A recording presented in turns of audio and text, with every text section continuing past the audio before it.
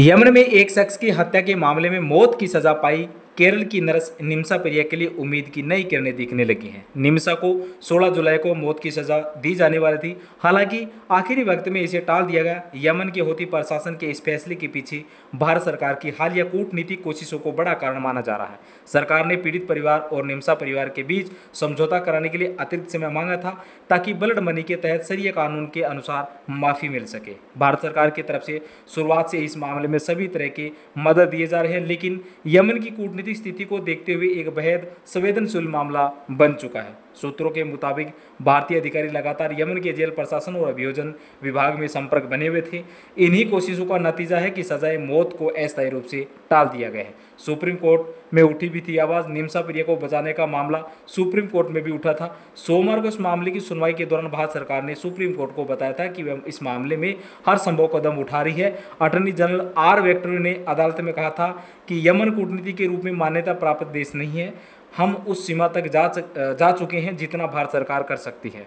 हम इसे सार्वजनिक नहीं करना चाहते, इसलिए हम पर्दे के पीछे निजी तौर पर कोशिश कर रहे हैं।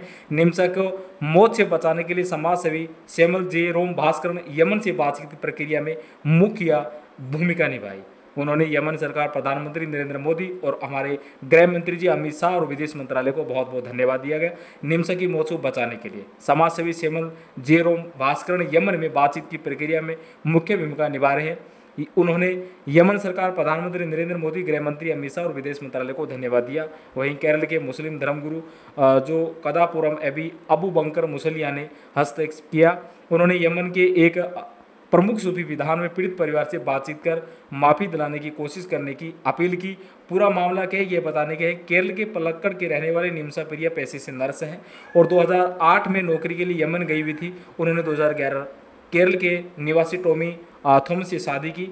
दोनों ने यमन में क्लिनिक खोलने की योजना बनाई, जिसके लिए स्थानीय साझेदारी अनिवार्य थे। इसलिए उन्होंने तलाल अब्दो मेहंदी नामक यमनी नागरिक की मदद ली, लेकिन बाद में मेहंदी ने निम्सा को प्रताड़ित करना शुरू कर दिया, उनके दस्तावेज जब्त कर लिए और कथित तौर पर उनके साथ दुष्कर्म भी किया। 2017 में निम्सा ने अपनी साथी नर्स हरहान की मदद से मेहंदी को बेहोश कर दस्तावेज वापस लेने की कोशिश की।